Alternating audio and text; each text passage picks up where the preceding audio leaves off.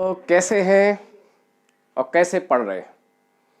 जैसा कि हमने आपको बताया था कि कोई भी एग्ज़ाम है और उसका फिजिक्स सब्जेक्ट की तैयारी आप लोग कर रहे हैं, तो ये भी मैटर करता है कि कैसे फिजिक्स किस ऑर्डर में आपको पढ़ना है। क्योंकि ये भी मैटर है बच्चों कि आप कोई भी मेहनत करते हैं और जब तक आपका मेहनत एक प्रॉपर ऑर्डर में नहीं होता है तो रिजल्ट में क्या होता है, डाउट होता है। इसी तरह बच्चों एक फिजिक्स सब्जेक्ट है, फिजिक्स आप पढ़ो, लेकिन एक पढ़ने का एक तरीका रहता है, क्योंकि फिजिक्स में ये ज़रूरी है कि कौन सा टॉपिक पहले पढ़ना है, कौन सा टॉपिक बाद में पढ़ना है। हमने कहा था फिजिक्स में कुछ ऐसे टॉपिक है जो कॉमन टॉपिक है, जिसका यूज केवल एक ही टॉपिक में नहीं है, ये पूरी फिजिक्स में यूज होता है। अब वो है वेक्टर चैप्टर। तो कहते भी हैं कि वेक्टर जो है एक ऐसा है, जैसे आपकी बच्चों इंग्लिश में ग्रामर होती है, ऐसे वेक्टर फिजिक्स का एक ग्रामर है कि आप हर जगह हर टॉपिक में आपके वेक्टर क्वांटिटी है, स्केलर क्वांटिटी है और डॉट प्रोडक्ट है, क्रॉस प्रोडक्ट है। तो आप प्रॉपर वेक्टर को ऐड करना, प्रॉपरली वेक्टर को सब्ट्रैक्ट करना, घटाना, और वेक्टर का मल्टीप्लिकेशन, ये इतना इम्पॉर्टेंट है कि चाहे आप 11th का पोर्शन पढ़ो, चाहे 12th का पोर्शन पढ़ो, दिस इज वेरी इंपॉर्टेंट। तो हमने पिछले वीडियो में आपको बताया था कुछ, जैसे जो बच्चे पिछले वीडियो ना देखा हो वो वीडियो देख लेना है, क्योंकि पिछले वीडियो में हमने बताया था how addition of two vector take place.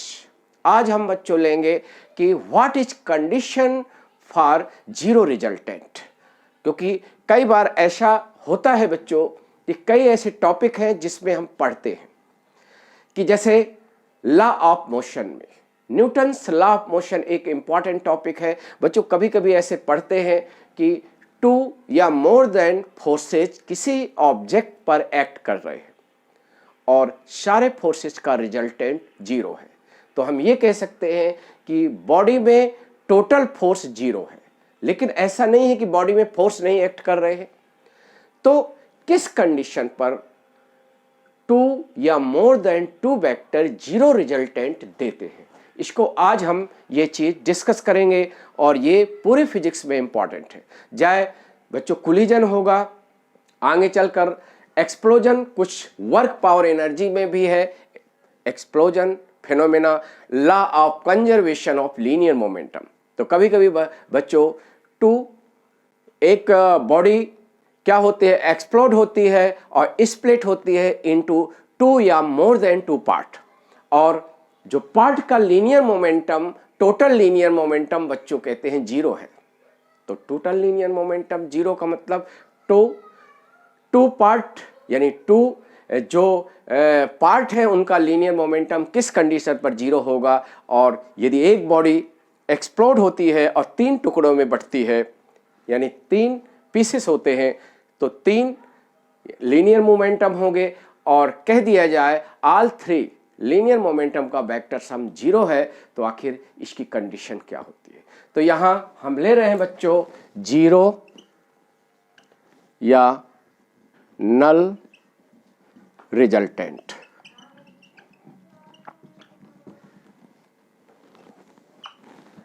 यानी कब बच्चों टू या more than two vector resultant zero देते हैं, ये आज हम डिस्कस करेंगे और ये हमारा इंपॉर्टेंट टॉपिक है। जैसे कहें कि फॉर टू वेक्टर,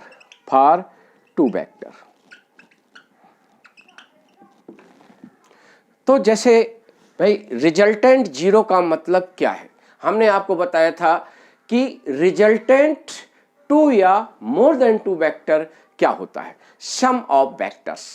यानी यदि टू वेक्टर का वेक्टर सम जीरो है, जीरो नहीं जीरो वेक्टर है, तो कहेंगे गिवन टू वेक्टर क्या दे रहे हैं, जीरो रिजल्टेंट दे रहे हैं।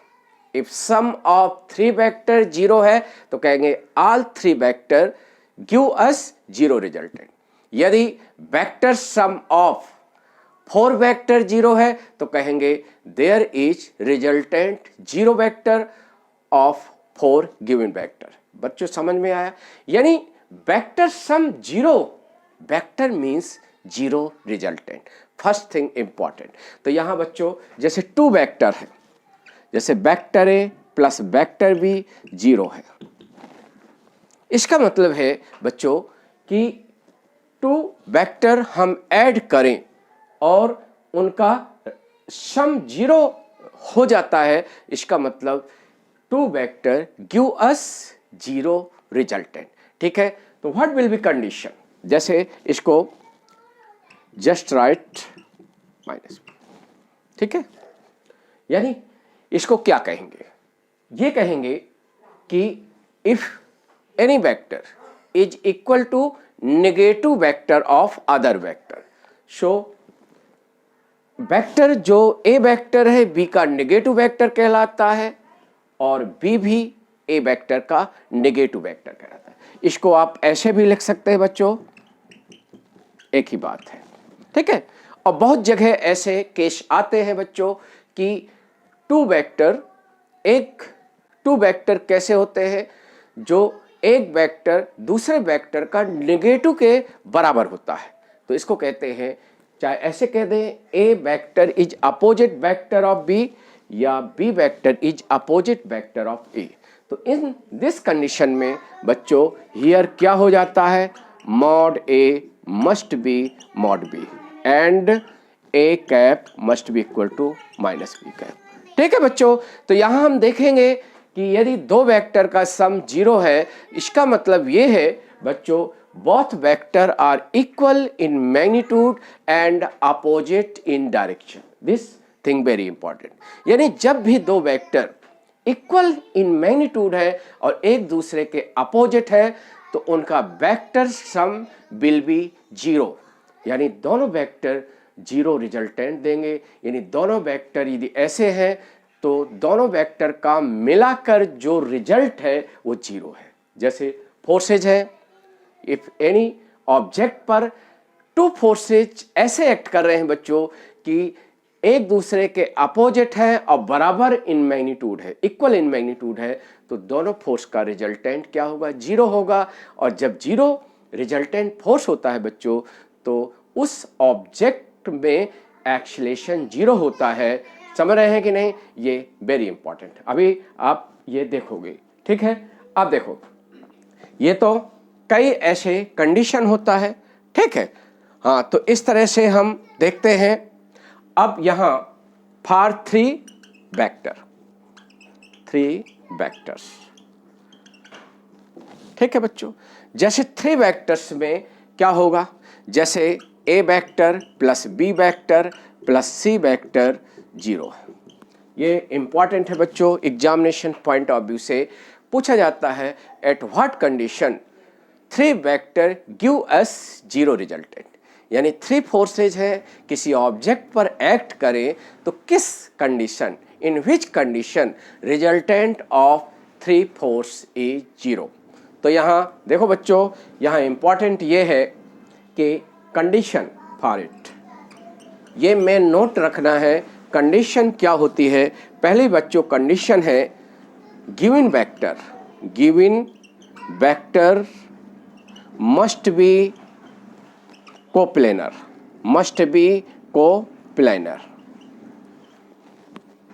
बच्चों क्या होना चाहिए, इफ थ्री वेक्टर का रिजल्टेंट जीरो हमें लेना है, जीरो प्राप्त करना है, तो ऑल थ्री वेक्टर्स की lines must be lie in single plane.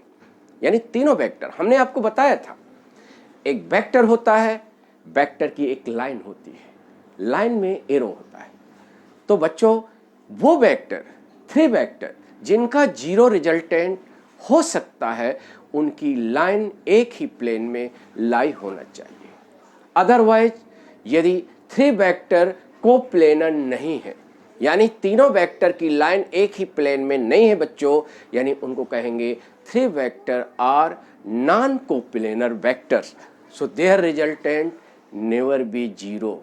यानी ऐसे थ्री वेक्टर जो नॉन कोप्लेनर है, क्वेश्चन पूछा गया है कंपटीशन एग्जाम में कि ऐसे थ्री वेक्टर हैं जो नॉन कोप्लेनर है, उनका वेक्टर सम यानी रिजल्टेंट कभी 0 नहीं हो सकता। ये कंपटीशन में आया हुआ क्वेश्चन है। तो बच्चों ये है। अब दूसरी कंडीशन बच्चों क्या होता है, their scalar triple product must be 0।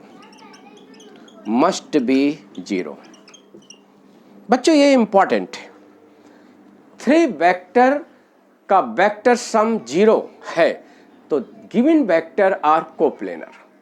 और देखिए वेक्टर जो टॉपिक है इसमें कुछ कंडीशन है बच्चों, जैसे 2 वेक्टर के लिए है ऐसे 3 वेक्टर के लिए। इफ 3 वेक्टर आर कोप्लेनर, एक ही प्लेन में है बच्चों, तो their scalar triple product must be 0। उनका जो स्केलर ट्रिपल प्रोडक्ट है वो 0 होना जरूरी है। यानी स्केलर ट्रिपल प्रोडक्ट क्या होता है बच्चों, स्केलर ट्रिपल प्रोडक्ट जो होता है वो देखो बच्चों, स्केलर ट्रिपल प्रोडक्ट मतलब पार्टिसिपेंट वेक्टर क्या हो है, हाउ मेनी है बच्चों, 3 हैं, इसलिए इनको कहते हैं ट्रिपल प्रोडक्ट। और रिजल्ट क्या मिलता है, स्केलर, इसलिए इसको कहते हैं स्केलर ट्रिपल प्रोडक्ट। तो there must be B cross C 0। ठीक है बच्चों, यानी ये कहा जाता है कि if 3 vector lie in a plane यानी कोप्लेनर है तो their scalar triple product must be 0। समझ में आ गया। जैसे बच्चों एक होता है, ज्यादातर वेक्टर कैसे दिए रहते हैं, जैसे ए वेक्टर है A X A Y J cap और A Z K cap. B vector बच्चों दिया है B X I cap B Y J cap B Z K cap. C vector also given C X I cap C Y J cap C Z K cap. क्योंकि एक coplanar vector के लिए how many minimum vector, कितने minimum vector होना चाहिए, 3 कम से कम vector होना चाहिए। तो तीनों वेक्टर एक ही प्लेन में है तो बच्चों scalar triple product must be 0। इसको हम ऐसे भी बच्चों लिखते हैं, एक स्क्वायर ब्रैकेट में भी यू कैन राइट इट। ठीक है बच्चों, कभी कभी ऐसा होता है ऑब्जेक्टिव टाइप एग्जाम हो या सब्जेक्टिव टाइप एग्जाम हो कि A vector B vector C vector एक ही प्लेन में है, कोप्लेनर है, तो which of the following condition must obey. तो यहाँ बच्चों इसकी जो डिटर्मिनेंट वैल्यू होती है B X B Y B Z C X C Y C Z must be 0। ठीक है, ये 3/3 का डिटर्मिनेंट होता है। ठीक है, मैट्रिक्स में पढ़ते हैं मैथ में तो ये मस्ट बी 0। ठीक है बच्चों, ये सेकंड कंडीशन है। क्या पढ़ा रहे हैं बच्चों कि what is condition for 3 vector when their resultant is 0, जे 0 वेक्टर। तो इसके लिए देखिए बच्चों, जैसे हम कहें एक दिस इज सेकंड कंडीशन। अब थर्ड कंडीशन क्या है बच्चों, third condition this vector, vector A vector B and vector C must be represented by 3 sides of a triangle in same order। ठीक है, must be just all 3 vector must be represented by 3 side of a triangle in same order। ये बड़ा ही important है कि जैसे कह देगा ए vector B vector एक ही प्लेन में है बच्चों, तो which of the following condition is not obey. तो आपको हमने 3 कंडीशन बता दिया है, जिस कंडीशन क्या होता है कोप्लेनर वेक्टर की क्या होना चाहिए, ओबे होने चाहिए। ठीक है, तो ये क्या होना चाहिए, that must be B and C. यानी तीनों वेक्टर एक क्लोज फिगर बनाएंगे। क्लोज का मतलब है बच्चों कि ए बी सी जो होगा वो 3 लाइन और जिनका एरो एक ही ऑर्डर में होगा तो हम कहेंगे वेक्टर सम, यानी vector A plus vector B. जैसा कि हम वेक्टर को ऐड कैसे करते हैं, जब हम एक साइक्लिक ऑर्डर में जाते हैं बच्चों। जैसे हम ये साइक्लिक ऑर्डर में गए, कौन सा साइक्लिक ऑर्डर है, एंटी क्लॉकवाइज। तो बच्चों हम जिस डायरेक्शन में जा रहे हैं उसी डायरेक्शन का एरो वाला वेक्टर प्लस प्लस से लेते जाएंगे। जैसे ये जा रहे हैं तो ए का एरो हमारे चलने की डायरेक्शन में है तो ए प्लस बी प्लस सी, और यहाँ जहाँ से गए थे वहीं आ गए, तो यानी तीनों वेक्टर का सम क्या है, 0 है। क्योंकि जब हम चलते हैं बच्चों और एक हमारे पास क्या होता है, एक क्लोज डायग्राम होता है। क्लोज डायग्राम में क्या है, जैसे आपका ट्रायंगल है और जैसे आपका स्क्वायर है, रेक्टेंगुलर है, पेंटागन है, हेक्सागन है। जैसे हम जाते हैं तो एक जाते हैं और एरो हमारे चलने की ही डायरेक्शन में रहते हैं, तो हम सब वेक्टर के आगे प्लस प्लस लगाते जाते हैं। और जैसे लास्ट वाले वेक्टर का हेड और जहाँ से हमने शुरू किया है और दोनों कोइंसिडेंट हो जाए, मिल जाए, तो इसका मतलब है 0 रिजल्टेंट आपका है। यदि हमने ये टिप्स बताया था कि ये फर्स्ट वेक्टर का टेल और लास्ट वाले वेक्टर का हेड के बीच में गैप है तो रिजल्टेंट है, और यदि फर्स्ट वेक्टर का टेल और लास्ट वेक्टर के हेड क्या हो जाएंगे, एक ही पॉइंट पर मीट होते हैं, तो there is no resultant of sum of given vector. Clear है ये? तो ये कंडीशन आपको दिमाग पे रखना है, ठीक है। देखो बच्चों, 3 वेक्टर का रिजल्टेंट, इसी में फोर्सेज कवर हो जाते हैं, फोर्सेज कवर हो जाएंगे। और हमने ये कहा था कि 3 फोर्सेज का रिजल्टेंट 0 तभी होगा all 3 force must be coplanar. यदि 2 फोर्स मान लो फ्लोर में है, किसी फ्लोर में है, एक प्लेन में है, और थर्ड फोर्स उस प्लेन में नहीं है, तो उनका वेक्टर सम, उनका रिजल्टेंट नेवर बी 0 वेक्टर। ये और कभी ऐसा एग्जाम में आता है बच्चों, जैसे लॉ ऑफ मोशन में ये टॉपिक रहेगा, और वहाँ देखेंगे कि एक ऑब्जेक्ट है, उस पर 3 फोर्सेज हम लगा रहे हैं और 3 फोर्सेज आर नॉन कोप्लेनर, तो 100% है that object will be accelerated, क्योंकि तीनों फोर्स का रिजल्टेंट कभी 0 नहीं हो सकता, और जब रिजल्टेंट 0 नहीं होगा तो दैट मीन्स डेफिनेटली क्या है, नेट फोर्स होगा, और जब नेट फोर्स होता है तो acceleration will be non zero. Acceleration non zero का मतलब ऑब्जेक्ट विल बी एक्सेलरेटेड। समझ में आया?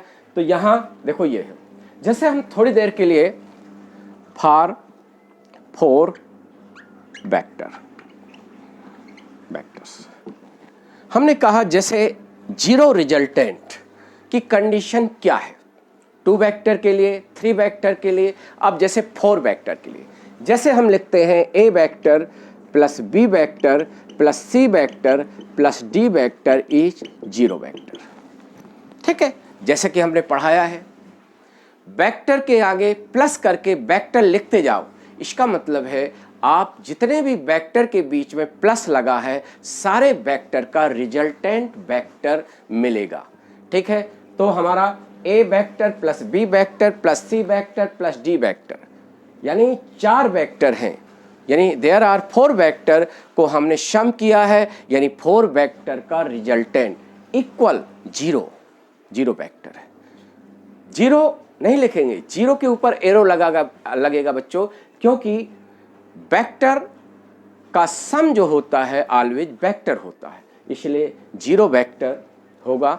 अब यहाँ देखिए कई तरह के कुछ क्वेश्चन आए हैं, IIT में आए हैं कुछ क्वेश्चन, आपके 11th में भी इम्पॉर्टेंट है कि कैसे हम वेक्टर का एडिशन हम 0 के वेक्टर के बराबर लिखे हैं, तो इसका मतलब है कि दिए गए वेक्टर का रिजल्टेंट 0 है।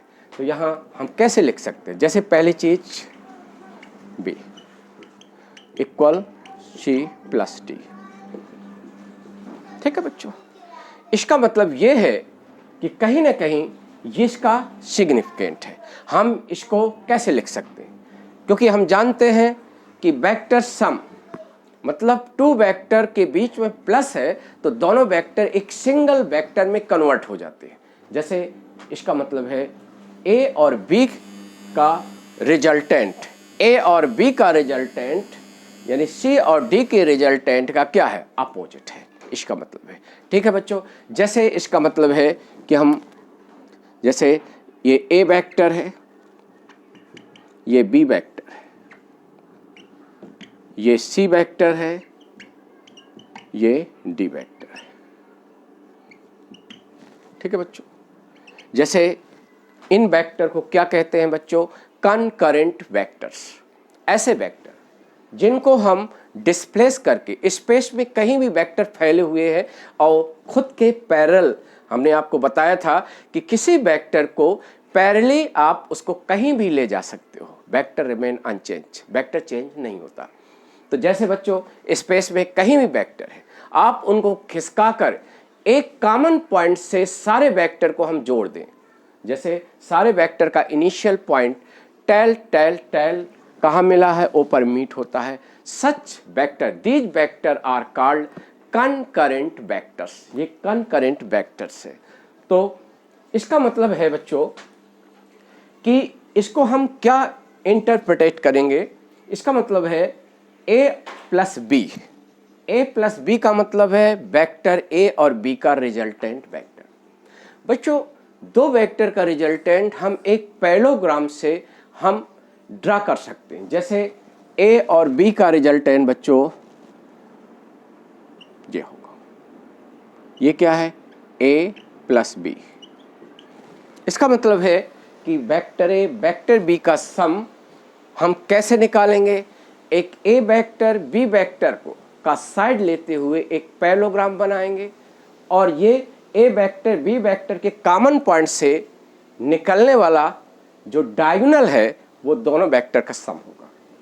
तो कि हम क्या कह चुके हैं कि ए और बी का सम यानी ए और बी का रिजल्टेंट सी और डी का जो रिजल्टेंट के जस्ट अपोजिट है। इसका मतलब है कि ये जो सी और डी का रिजल्टेंट होगा बच्चों ये होगा।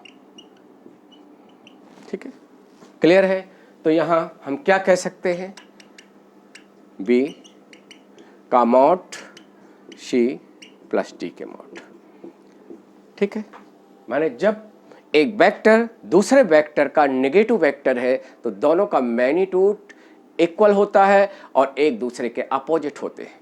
इसका मतलब है ए प्लस बी यानी ए और बी का resultant is vector of resultant of C and D vector, यानी सी और डी का रिजल्टेंट ए और बी का रिजल्टेंट एक दूसरे के अपोजिट वेक्टर है। तो ए और बी का रिजल्टेंट का mod must be equal to C और डी के रिजल्टेंट का मॉड। ठीक है, इस तरह से एनालाइज करेंगे। कभी कभी ऑब्जेक्टिव टाइप में एनालाइज करना पड़ता है कि कौन से स्टेटमेंट ट्रू है कौन से फॉल्स है। सिमिलरली जैसे बच्चों हम कहें you can also write it जैसे minus B plus C plus D. ठीक है, इसका मतलब ये है कि बी और सी यानी यहां ये भी कहते हैं आउट ऑफ 4 वेक्टर में 3 वेक्टर का रिजल्टेंट यानी 3 वेक्टर का रिजल्टेंट बच्चों 4th वेक्टर का अपोजिट वेक्टर है। देखिए ये है, क्लियर है। यानी आपको ए वेक्टर को उधर ले जाएंगे तो माइनस ए वेक्टर होगा। तो इसका मतलब बी सी डी का वेक्टर सम यानी तीनों वेक्टर का resultant is opposite vector of A vector. तो देयर ए का mod must be equal to ये, इसका मॉड होना चाहिए। ठीक है बच्चों, और एक चीज और बता दें, 4 वेक्टर 0 रिजल्टेंट देने के लिए कोई जरूरी नहीं है कि कोप्लेनर हो। These vector may be coplanar या मे बी नॉन कोप्लेनर। ठीक है, लेकिन 3 वेक्टर का रिजल्टेंट 0 होने के लिए बच्चों जरूरी है कि given 3 vector must be coplanar for given 0 resultant. ये क्लियर हुआ बच्चों, ये समझ में आ गया। इसका मतलब है BCD का रिजल्टेंट आप निकालोगे और इनका जो रिजल्टेंट होगा, क्योंकि हमने क्या कहा कि जब वेक्टर सम करते हो चाहे 2 चाहे 3 या 4 तो सारे vector convert into a single vector. तो BCD का जो रिजल्टेंट वेक्टर है वो A वेक्टर के जस्ट अपोजिट है। क्लियर है? तो इस तरह से ये एनालाइजिंग है कि what is condition for 0 resultant, 2 vector, 3 vector and 4th vector. ठीक है, तो यहाँ कुछ इस बेसिस पर क्वेश्चन बनते हैं। इसको आप नोट कर सकते हैं बच्चों कि जैसे क्वेश्चन आता है, हाँ, जैसे minimum require vectors which can give 0 resultant. कुछ क्वेश्चन यहाँ बना देते हैं बच्चों कि कैसे क्वेश्चन आ सकते हैं मिनिमम रिक्वायर्ड। जैसे ऑप्शन होगा 1 2 3 बच्चों और 4 जैसे कोई एग्जाम में आपके क्वेश्चन आता है बच्चों, क्योंकि यहाँ तक जो पढ़ाए हैं उससे हम कुछ क्वेश्चन डिस्कस कर लेते हैं कि कैसे क्वेश्चन पूछे जाएंगे। पहला क्वेश्चन यही रहेगा, minimum require vector which can give 0 resultant. यदि आपको जनरल पूछता है कि how many minimum require vector which can give 0 resultant, तो आंसर बच्चों 2 होगा। क्या होगा? 2, क्योंकि एक वेक्टर कभी 0 रिजल्टेंट नहीं हो सकता है। मिनिमम कितने वेक्टर होने चाहिए? 2। समझ रहे हैं कि नहीं? और कैसे होना चाहिए हमने बता दिया, their must be equal in magnitude, opposite in direction for 2 vector for giving 0 resultant. तो ये आपका आंसर क्या होगा? 2। यदि आपसे एग्जाम में पूछता है बच्चों कि how many minimum require vector which can give 0 resultant, तो आंसर बच्चों क्या होगा? 2 होगा। क्लियर है? यदि इसी में हम मॉडिफाई करें, कैसे करें कि minimum require unequal magnitude, minimum require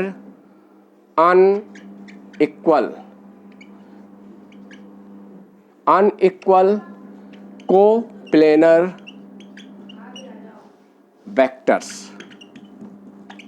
बच्चों ये आ जाए, minimum require unequal and coplanar vector which can give 0 resultant. बच्चों ऐसे क्वेश्चन आता है कि minimum require unequal and coplanar vector which can give 0 resultant. तो बच्चों इसमें आंसर क्या होगा? 3 होगा, क्योंकि बताए हैं कि अनइक्वल मैग्नीट्यूड है, तो अनइक्वल मैग्नीट्यूड के 2 वेक्टर कभी 0 रिजल्टेंट नहीं दे सकते। आपको अभी पढ़ाए हैं कि 2 वेक्टर 0 रिजल्टेंट तभी देंगे जब दोनों का मैग्नीट्यूड क्या हो? इक्वल हो और अपोजिट इन डायरेक्शन। तो यहाँ मेंशन कर दिया है बच्चों कि मिनिमम रिक्वायर अनइक्वल, इसका मतलब कोप्लेनर की कंडीशन किसके लिए है? 3 वेक्टर, यानी 3 वेक्टर यदि कोप्लेनर हैं तो उनका रिजल्टेंट 0 हो सकता है। तो 3 आंसर होगा। ठीक है, अब इसी में बच्चों क्वेश्चन में यदि आ जाए कि यदि कह दे नॉन कोप्लेनर, जैसे कह दे minimum require unequal non coplanar vector which can give 0 resultant. यहाँ जरूरी नहीं है कि अनइक्वल लिखा हुआ हो, ऐसे हो सकता है minimum require non coplanar vector which can give 0 resultant. तो बच्चों मिनिमम जो संख्या होती है नॉन कोप्लेनर वेक्टर, कम से कम कितने वेक्टर होने चाहिए जो एक ही प्लेन में ना हो, उनका रिजल्टेंट 0 होगा। बच्चों 4 होता है। आंसर क्या होगा? 4 होगा। ठीक है, तो इस तरह से ये क्वेश्चन कर लोगे कि कितनी संख्या होना चाहिए कि जब वेक्टरों का रिजल्टेंट 0, यानी वेक्टर सम क्या हो? 0। ठीक है, ये क्वेश्चन हुआ है सर। देखिए एक क्वेश्चन ये भी बनता है कि जैसे हम कहते हैं कि इफ, क्वेश्चन ये होता है कि if vector A and vector B are या lie in a plane but C vector is not in that plane यानी कहते हैं कि एक दो वेक्टर A और B है, एक फ्लोर है, फ्लोर का मतलब एक प्लेन है, या एक बोर्ड है, ये एक प्लेन है। वेक्टर A वेक्टर B एक ही प्लेन में है, लेकिन C वेक्टर उस प्लेन में नहीं है। तो देन बच्चों vector A plus vector B plus vector C क्या होगा, इसका जो ऑप्शन होगा, आंसर होगा वो never be equal to 0 vector. एक तरह का हमने आंसर लिख दिया बच्चों, ये इसका आंसर है कि never be equal to 0 vector, यानी इनका वेक्टर सम कभी 0 नहीं हो सकता। Vector sum never be 0 result. ये कई एग्जाम में क्वेश्चन आया है बच्चों कि यदि ए वेक्टर बी वेक्टर एक ही प्लेन में है बट सी वेक्टर उस प्लेन में नहीं है जिस प्लेन में ए और बी है, तो vector sum of A vector and B vector and C vector never be 0 vector, यानी तीनों का रिजल्टेंट कभी 0 नहीं हो सकता। आज ही हमने पढ़ाया है, एक ये क्वेश्चन कवर हो गया। ठीक है, देखिए एक चीज और है, यहाँ नोट लगा लेना है बच्चों, समझ लेना है, ये वेरी इंपॉर्टेंट है। यदि यहाँ कहें इफ n को planar and equal magnitude vectors make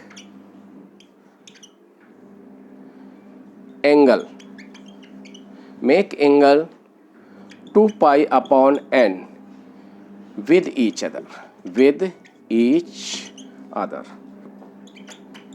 बच्चों ये वेरी इंपॉर्टेंट है। यदि if n coplanar and equal magnitudes vectors make angle 2 pi upon n with each other, then resultant of given vector will be 0। बच्चों बहुत ही important है, यदि 3 vector हैं या 4 वेक्टर हैं, मान लो n वेक्टर हैं और इक्वल मैग्नीट्यूड के हैं और एक दूसरे के साथ एंगल उनका 2 पाई अपॉन n है, तो उनका रिजल्टेंट यानी वेक्टर सम क्या होगा, 0 होगा। क्लियर है? तो यहाँ ये कंसेप्ट याद रखना है और हमेशा ये कंसेप्ट यूज होगा। जैसे कभी कभी ऐसे क्वेश्चन आते हैं, इसी बेस पर सॉल्व हो जाते हैं, उनका आंसर 0 होता है। ठीक है, जैसे हम क्वेश्चन एक ये करें कि 5 फोर्सेज ऑफ इक्वल मैग्नीट्यूड